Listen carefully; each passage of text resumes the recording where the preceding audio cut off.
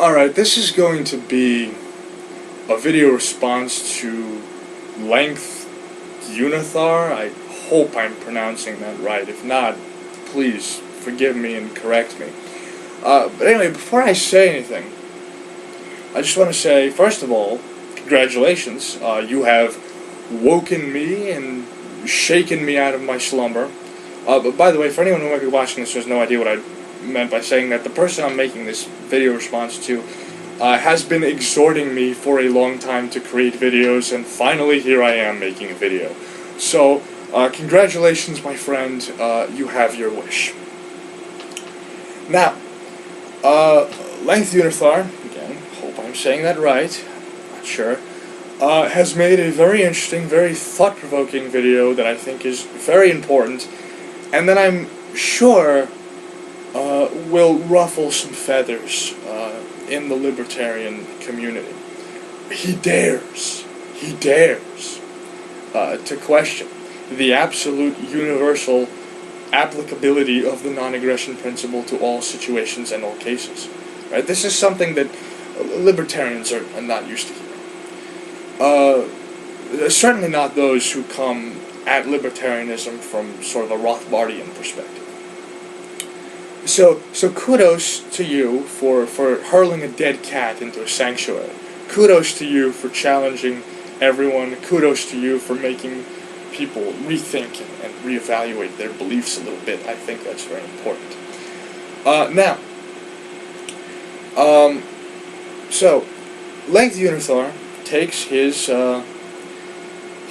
critique of the non-aggression principle from Michael Huemer's book, The Problem of Political Authority. Now, I have not read Huemer's book, but I will say this: judging from what you point out in your video, I'm just going to cut straight to the punchline. The problems that you and Huemer bring up are not nearly as serious as you seem to think they are. But I'll go into that later. For now, before I get into the meat of things, I want to say a couple of things about Michael Huemer's sort of general philosophical outlook, particularly his view on ethics. Because I haven't read The Problem of Political Authority, but I do know a thing or two about Michael Huemer's overall philosophy, and there are a few things about his views on ethics that I think are very important to state in this connection, because it really has a lot to do with what he has to say. Now, Michael Huemer is what's called an ethical intuitionist. Now, what that means is that Huemer believes that no matter what way you try to come at ethics, no matter what way you try to derive various ethical principles, you're going to run into absurdities. You're going to run into ridiculous situations that contradict our common sense notions of morality, of what's right and wrong. Whether you come at it from kind of a sentimentalist perspective, where you think that moral judgments are based on feeling, are based on your sort of emotional reaction to various situations, like David Hume and Adam Smith believed, or whether you believe that morality can be given logical foundations in reason, like Kant, and maybe more believed, whether you're kind of a moral realist in that sense, or whether you're just an emotivist, where you don't think that moral judgments express any kind of a factual statement at all, that they're just sort of spontaneous effusions of feeling, which is what logical positivists like Ayer and a few others believe. No matter what you believe about morality, you're going to run into absurdities. You're going to run into these kind of ridiculous situations. Just to give one example, Kant's famous categorical imperative. One of the formulations of it is to say that you should always treat other human beings as ends in themselves and never as means to ends. Okay? And one thing, among others, that follows from this is just the fact that lying is absolutely ruled out completely, always, and in all situations. And critics of this have pointed out, well, what if you lived in Nazi Germany and an SS officer came knocking on your door, asking you if you were hiding any Jews, and in fact you were hiding a family of Jews in your attic? Wouldn't the moral thing to do in this situation be to lie? So there's various kinds of absurdities that you could come up with from all the different perspectives. That's just one example. I don't want to waste time going into all of them. But the point is that this is really humor's reason for being an intuitionist. If you try to give it kind of solid foundations, give ethics more solid foundations than something other than common sense, you get these absurdities. And so we should just go with our common sense intuitions. We should just say, hey, look, there are a few things that we just sort of intuitively know to be moral, and we should go with them. Those should be our first principles, and we should proceed from there. Now, the important thing to understand about this kind of view is that if you believe what humor believes, then the kind of critique of the non-aggression principle that he formulates is almost natural. It's almost obvious. Like, you would expect him to come up with something like this. You would expect him to come up with these weird situations, especially given that libertarianism is usually presented, especially from a Rothbardian standpoint, is this very kind of logical lattice work. This kind of consistent, interlocking, logical thing is, it's very deontological. So you would expect humor to have the kind of criticism of it that he has. Now, another important thing to understand is that you could potentially apply that criticism to any moral principle whatsoever, which is something I'm sure humor understands. And this is ultimately why he resorts to intuitionism. He wants to get around these kind of blind spots and just sort of smooth over the rough edges by saying, well, intuition is what it is. Now that I've brought that up, I'm just going to cut right to the punchline of what I think that you and humor had to say about the NAP. The problems that you point out with it are not nearly as serious as you seem to think they are. And some of the examples you give they don't even constitute violations of the NAP. So let's go at this kind of in a step-by-step way. Alright. First, you point out kind of an absurd, admittedly absurd, ridiculous lifeboat situation where, let's say some situation occurs where the only way to prevent the horrible death and complete extinction of the human race is to violate some particular person's property rights. This is a rather minor rights violation, and it's being done to prevent just like, a horrible catastrophe. Yeah. And there are other, kind of situations like this that you can invent. I mean, for example, Hume once said, well, fine, it may not be moral to interfere with someone's person or aggress against them without their consent, very similar to what libertarians are saying, but what if walking up to someone, grabbing them, and lightly scratching their finger will prevent the world from exploding? Stuff like that. So you could come up with situations like this endlessly. Now, the way to get around this is to simply make a distinction between morality and legality. And when you do this, the whole problem that you and humor point out dissolves immediately. The problem's gone. Now, here's what I mean by this. It may be perfectly moral to violate one person's property rights if doing so is the only possible way to save the human race from extinction. And you could believe that this is the moral thing to do, but it doesn't necessarily follow that this is the legal thing to do, or that anyone who does this should therefore be free of legal sanction. And by the way, this kind of problem with these kind of strange situations and absurdities that humor points out, it's not something new. It's not something original to him that he just came up with all on his own and no one was aware of it. Oh, by the way, I reached for the computer because the screen went black. If that happens again, I'm sorry.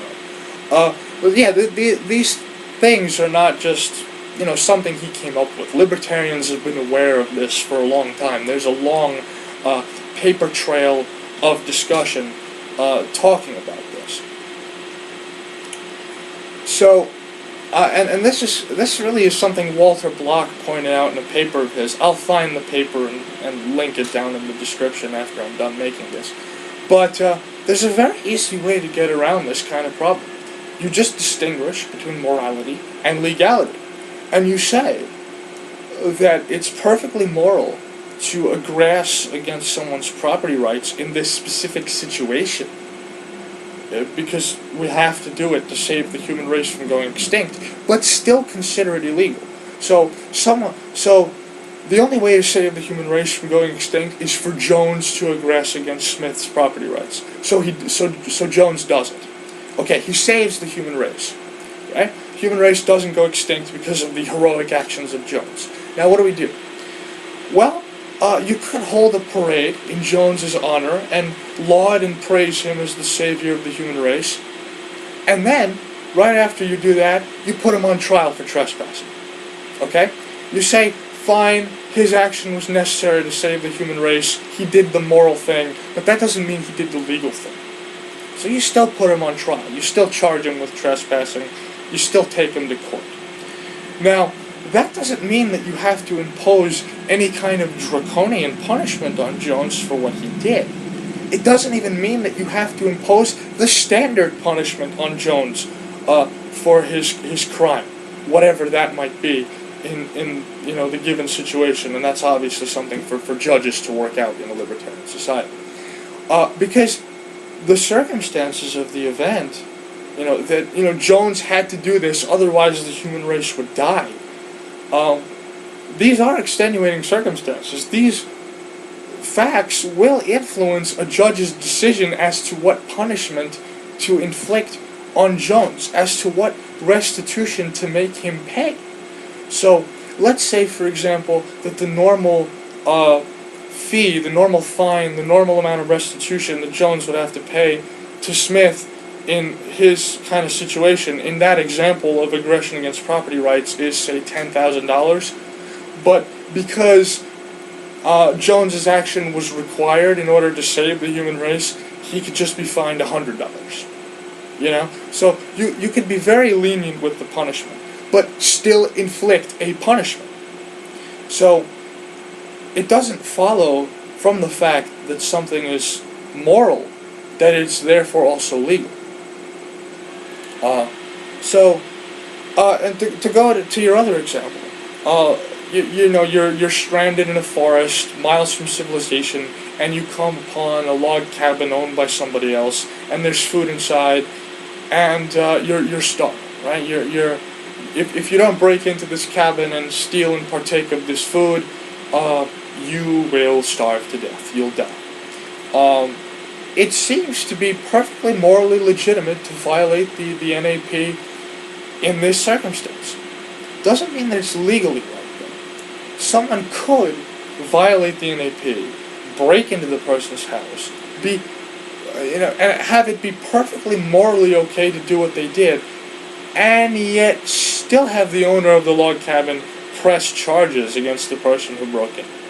Right? Now, again, there are extenuating circumstances. This person would have starved to death, and this will influence the judge's decision and almost certainly lead him to drastically reduce the punishment or the restitution that the person who broke in would have to pay. But it doesn't follow that the punishment therefore should not be inflicted. Think of it this way. As Mises points out many times in his work, man acts in an environment, right? There are certain circumstances, certain conditions that we just cannot change. And that we're in an environment and we have to act within the constraints of that environment. Now, in the case of someone stranded in a forest and starving to death who finds a log cabin, their environment is precisely that they're going to starve to death unless they act. And the only way that they can relieve their hunger and prevent themselves from starving to death is to break into this person's log cabin and violate the NAP. So that's just a fixture of our environment. The same as the fixture of anyone's environment, right?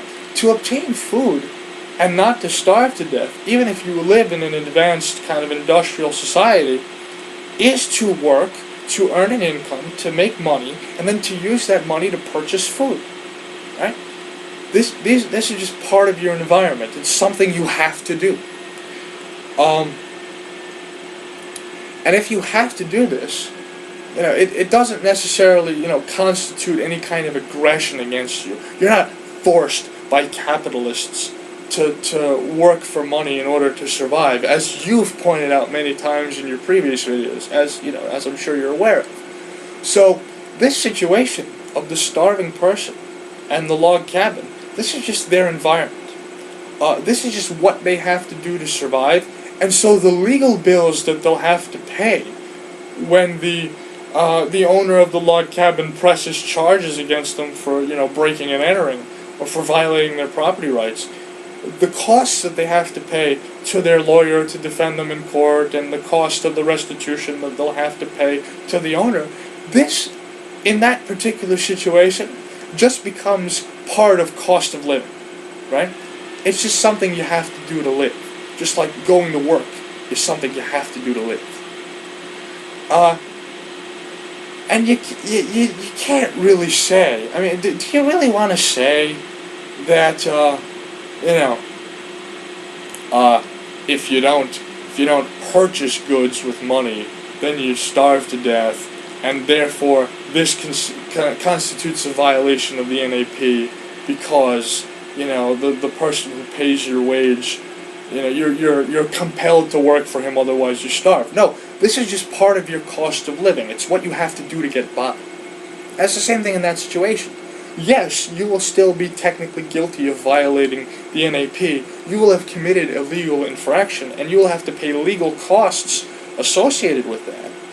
But that's just part of your cost of living. There's nothing morally wrong with it. So, I think the point that humor, and by extension you, don't seem to grasp is that the idea behind the NAP is not, you will never aggress against anyone's person or property under any circumstances.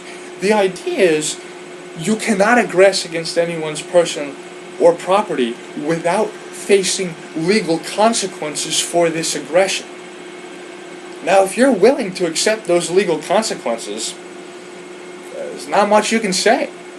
This is how all criminals think anyway. Okay?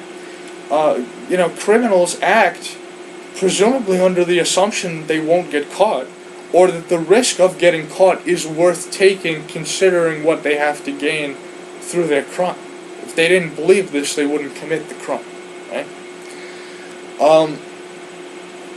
So, all you really need to understand is the distinction between morality and legality, and the distinction between we must never aggress against anyone's person or property ever under any circumstances, which I don't think is the technical, libertarian proposition.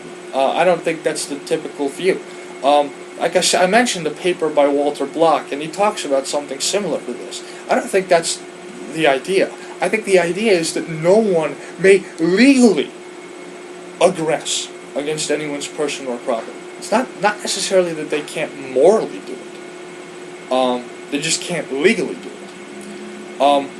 Also, another thing, you point out briefly a situation where, what if two people are on a boat and they're stranded in the middle of the ocean, and one person owns the boat and he decides to drill a hole in it, and of course, since the boat is his legitimate property, he can do this, but drilling a hole in the boat will cause the boat to sink, thus killing the other person on the boat with him. Now, obviously, if this the owner of the boat were alone in the boat and he wanted to drill a hole in the boat, that's perfectly fine because he owns himself and he owns his boat and he's just acting within his rights to property. But what about the other person, right? What about the other person? The only way they can stop him from drilling a hole in the boat is to aggress against the owner of the boat.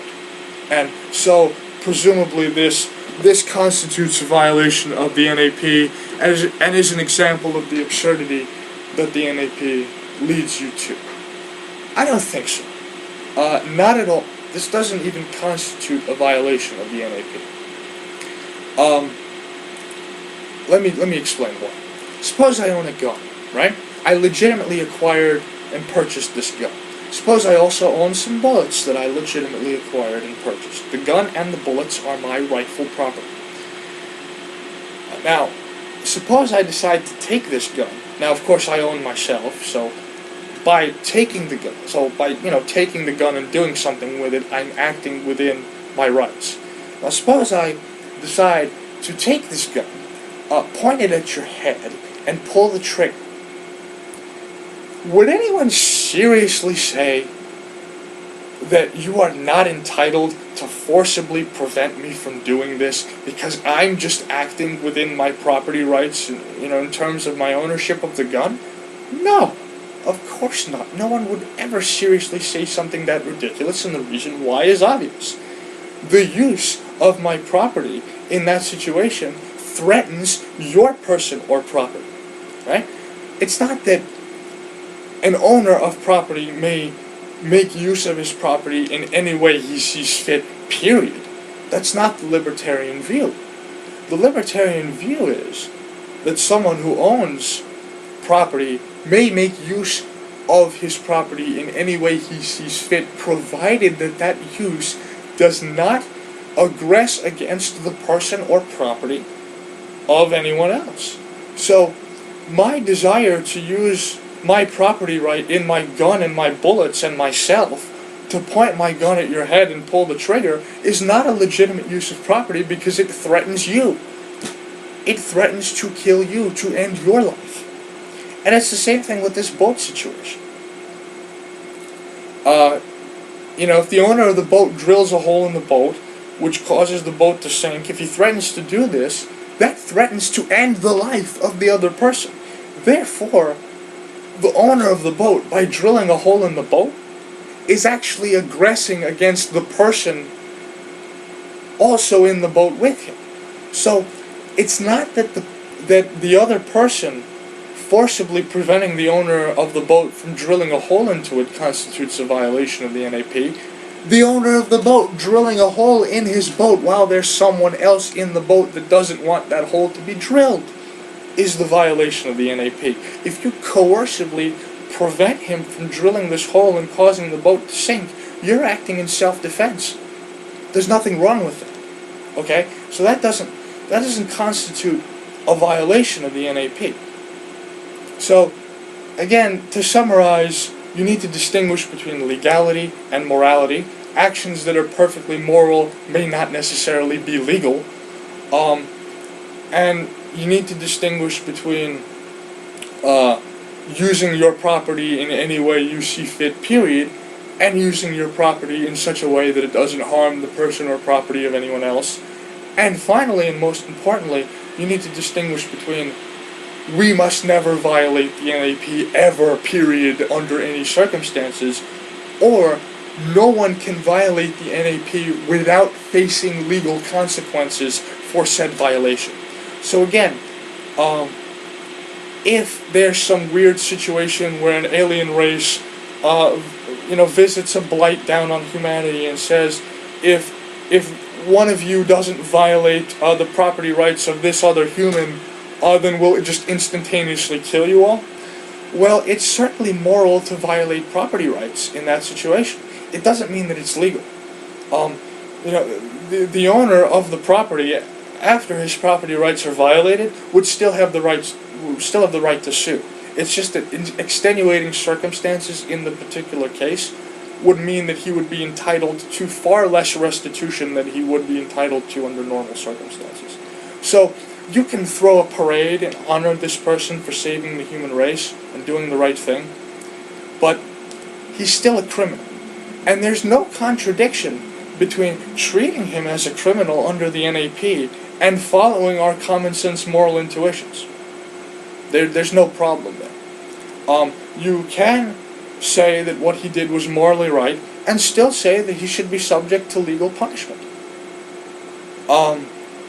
And again, if you think that this is absurd, if you think that this is weird, let's go back to your cabin example. Okay? Let's say you're starving, you're trapped in the middle of the forest, you find the cabin, you see the food, you break in and you take the food. Now, if you're saying that certain actions which are moral cannot be subject to legal penalty ever, well, like I pointed out, that breaking in and taking the food and the legal costs that you'll have to incur, that's just cost of living in that particular environment. So if you say that someone acting in that situation should not be subject to legal penalty and should not be made to pay legal fees, despite the fact that because he acted perfectly morally, well, then you really wind up saying that no one who acts morally, or in a way that meshes with common sense morality, should ever be forced to pay for food, which I think is absurd. You could have a perfectly moral, monk who's poor and doesn't have any money, and he's morally, he's saintly. Does that mean that he shouldn't be made to pay for food? Does that mean that he's entitled to free food? No. No serious libertarian would assert that. And that's exactly what applies to the log cabin case, right? It's perfectly moral to break into in that situation and save your life, but it doesn't mean it's legal, and it doesn't mean that you shouldn't be forced to pay the cost of, forced maybe is the wrong word, but you get my drift. You shouldn't have to pay the cost of living, which in that case happens to be the legal fees, to obtain your food. So that's really that. I don't think that what you and Humor point out is nearly as serious as what you seem to think. Now, you devote the rest of your video to talking about the psychological impact that these kind of absurdities might have on someone that you're trying to convince of libertarianism, right? You point out these weird situations, and then you dogmatically say, "No, I'll never relinquish the NAP," and people will react psychologically and say, "Well, this is just weird. Certainly there are certain situations in which aggressing against someone's property is okay, yada yada," and they'll be turned off and repelled from libertarianism as a result. Well, if you take what I have just said up to now seriously, that's not a problem, right? If you just point out the distinction between legality and morality, if you point out the distinction between using your property however you want and using your property however you want, so long as it doesn't violate the personal property of anyone else, and if you point out the distinction between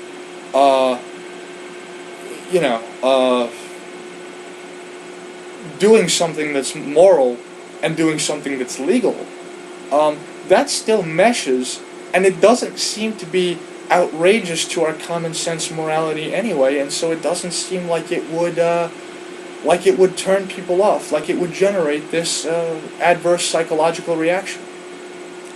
So that's that. I think Humor pretty much misstates the libertarian view, some little technical niceties of the libertarian view in some situations.